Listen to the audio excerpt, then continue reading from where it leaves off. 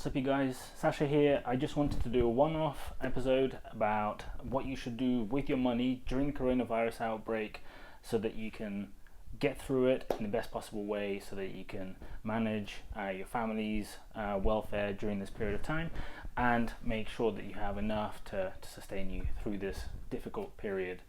Now, I'm not going to cover the measures that the government have announced for business. I'm not going to cover the specifics of how local councils are supporting people who are in need, who are vulnerable. And if you're wanting that kind of information, make sure you go and check the government website in terms of what applies to you. Make sure you go and check with your local council and speak to them if you think they can help you.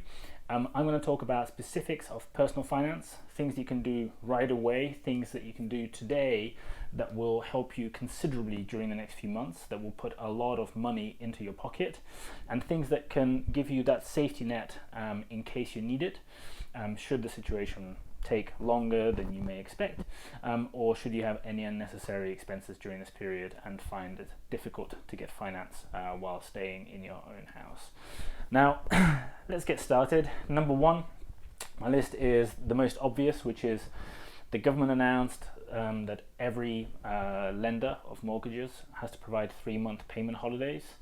You should definitely consider doing this. Now, just before I dive into the process, do a budget first. I'd expect that for most people, having to pay several months worth of mortgage when you aren't sure about your income, when you're not sure if you're going to continue having a job, when you're not sure about the security of that job, is a pretty big deal. If you're not in that position, if you can comfortably survive 9-12 months without any income at all and still be able to meet your mortgage payments and all your other debt commitments and all the other expenditure, you probably shouldn't do any of these things except for maybe two in the middle.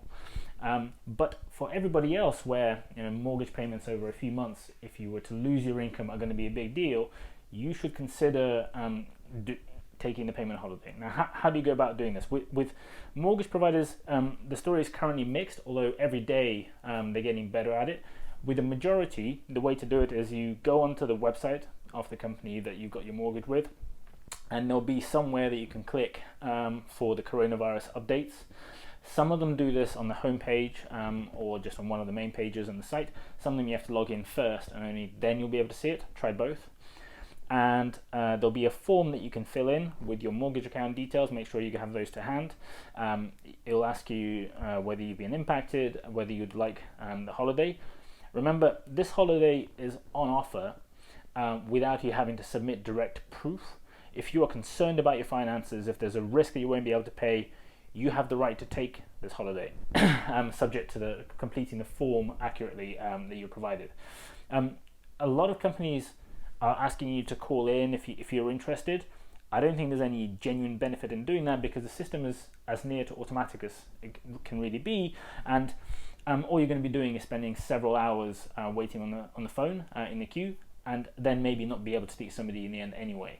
If there is a form, you should definitely fill it in. With some providers, they haven't quite got the form live yet. With them, try to call.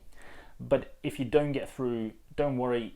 Try to go back to the website in the next few days. The likelihood is they're going to put something up there because of the huge call volumes that they're facing.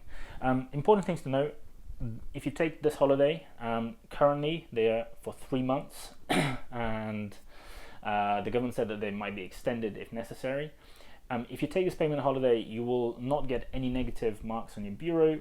What is most likely going to happen, although this hasn't quite been completely agreed and in place yet, is you'll get no data markers on the bureau. So you won't get a payment flag, you won't get a missed payment flag, you just get a no data submitted. So it won't impact anything much on your bureau. But the important thing to know is that during this period that you're not making payments, the interest continues to accrue. So what that means is that your monthly payment, once the 3 months or however long period ends, is going to be higher. How much higher?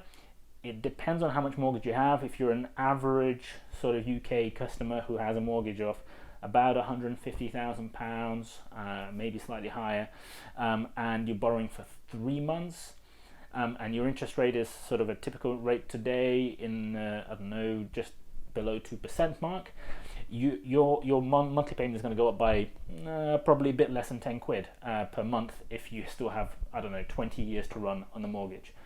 If your parameters vary considerably, up or down from those numbers, make a mental calculation or go onto an online mortgage calculator and do the math. For the majority of people, unless your mortgage is due to be repaid in full imminently, it's not going to be a big deal. You can always make overpayments in the future to bring that payment back down anyway, but it shouldn't severely impact how much you owe per month. Now, number two, this one's interesting because nobody's really mentioned it so far, but if you have loans or credit cards or other forms of debt today and you're potentially going to struggle to meet those repayments, there's not much you can do today. If you're in urgent need, if your payment's due in the next week and you can't make it, make sure you get on the phone with the provider. They may be able to offer you something, but expect to wait an hour, 2 hours or longer to speak to them. But if you're not quite in that position yet, I would urge you to wait. I got an email just a few minutes ago from MBNA saying that they're going to be doing exactly the same thing as what mortgage companies are doing by giving you 3-month payment holidays without it impacting your bureau, without you having to make your monthly payments. I would expect all the other credit card providers and lenders to join this process just because it makes communal sense, and there might be a lot of peer pressure and government pressure for them to do it. So I would just give them a few more days to see if that comes through to all the other forms of debt. That might significantly impact your cash flow in the next few months if you don't have to pay any of your debt commitments. Now, next thing that you need to do is smash the like button, subscribe, and hit the bell for notifications so that whenever I release updates to this video or any other tips over the coming weeks, you get them first and you can listen to some other interesting things about how you can manage your finances better. After that, utilities. So utilities are a mixed bag. Everyone's expecting any day the chancellor to announce something that would help you with your utilities bill.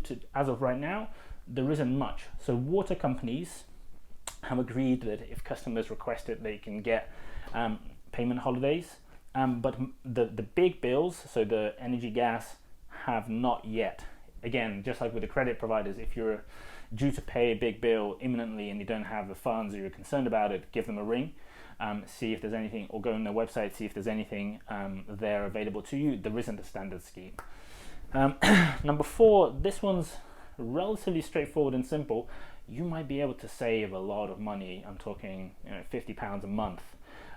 If you have Sky Sports, there's a really simple thing you can do. You can cancel it, and they're giving everybody the option to pause the subscription initially for a period of probably 3 months, and then until the sports resumes.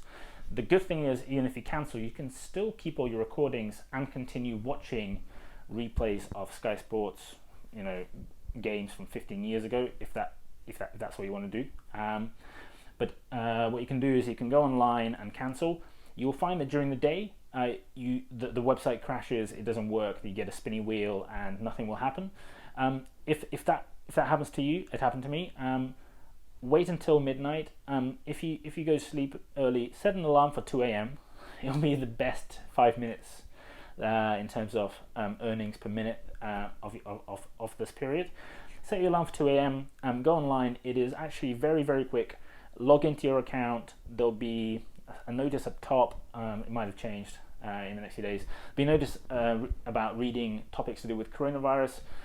In that notice, there's a few different links about information. One of those links is about pausing Sky Sports. Hit it, click that you want to do it, and it'll go through. In some period of time, it won't be immediate. You'll notice that your upcoming bills in your account have reduced.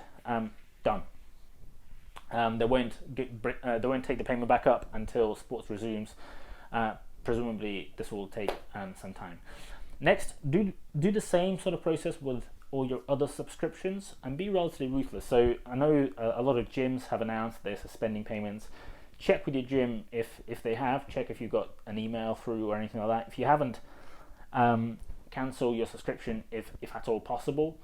With some providers, you might be able to find that in the terms and conditions it states that if you're not able to make use of the services, you can cancel. In some, it's a bit more wordy. Just check. You should be able to cancel, and check for lots of other subscriptions and monthly payments that you make where you may not be actually using those subscriptions. check if you have memberships of various kind of clubs or places you go, or things being delivered to you that you actually have no need for because you don't go out and you don't use them. Whatever it is, I would just urge you, go through your current account, credit card for the last month or 2 months, and just check what regular payments are coming out, and just see if there's anything that you don't actually need for this period, and go ahead and cancel. I know it's tough for the companies that you're canceling, but if your budget is strained, if you're potentially going to be risking not being able to put food on the table, every single penny counts. It's something that you can do in a few minutes. It's relatively easy. Go ahead and do it. With savings, it's a question of exactly what it is that you have and how you're planning to use it. But if you can dip into your savings, and you want to dip into your savings instead of having to borrow, and those are your two options, you may well be able to do so even if your savings account doesn't normally allow you to withdraw funds, has some kind of minimum fixed term or some other thing like that. A lot of banks have announced that if you hold one of these accounts, you will be able to withdraw money from them despite all the terms and conditions. Check, you might be able to get hold of it. Make sure you consider whether you might need it in a month or 2 months. These rules may change one way or another for whatever reason, and you should plan ahead according to the budget that I was talking about earlier. Make sure you think ahead for how long you have enough cash for. If you can withdraw some savings to bolster that, maybe that's the right thing to do. Next, if you're planning to borrow, the one thing that you can do today that is still available, may not be available in a few days, in a week, in a few weeks, is 0% purchase credit cards. Now, with these cards, you typically get a term which will be 2 years or thereabouts, sometimes slightly longer, where you can get a credit card where whenever you make purchases for the duration of that period, you don't have to pay any interest until the end. Now, although borrowing in itself is not ideal, you will often get a reasonably decent credit limit, obviously dependent on your credit history and your ability to get it. I would go on one of the really big comparison websites, put in your details. It's a very quick process. They will tell you if you're eligible for one of the big lenders. Today, people like Barclaycard, people like MBNA, people like Virgin will tell you pretty much straight away whether you're eligible or not. While this is still available, if you're considering, will I be able to make payments for critical bills, put food on the table in 4, 5, 6 months, because you know that you have a job today, you have some kind of form of security today, but you don't know in the future. This may be a way to make sure that you have that extra runway in case you need it. So I would consider, if you want to get one of these purchase cards, you'll pay no interest. You don't have to use them. If you don't actually come to the point where you will need that money, you can just throw it away, cancel it. You won't need it at all. So consider getting one of them. Last but not least, if you have ever had any kind of employment insurance, mortgage repayment insurance, anything else like that, make sure you check that. If you're not sure absolutely whether you can claim, speak to the company, put in a claim anyway, given the circumstances, if something applies to you against which you're insured. So if you lose a job, if you find yourself earning considerably less than you were because you're furloughed, because something else has happened, your company is going through a tough time, whatever it is, go and see if you have any of these insurance policies. If you can claim, because I'm guessing you don't claim on these very often, but you pay them every month. So now is the time. And if a situation that you're insured against applies to you, make sure you get whatever it is that you do. I hope that you find that really useful. If you have, leave me a comment. If you haven't, if there's something that you want to know that I can answer, also leave a comment, and I will do my best to answer anything you've got. And wish you the best of luck of getting through this really tough period. I know it's going to be hard, but make sure you do everything you can to get you prepared, and see you guys soon.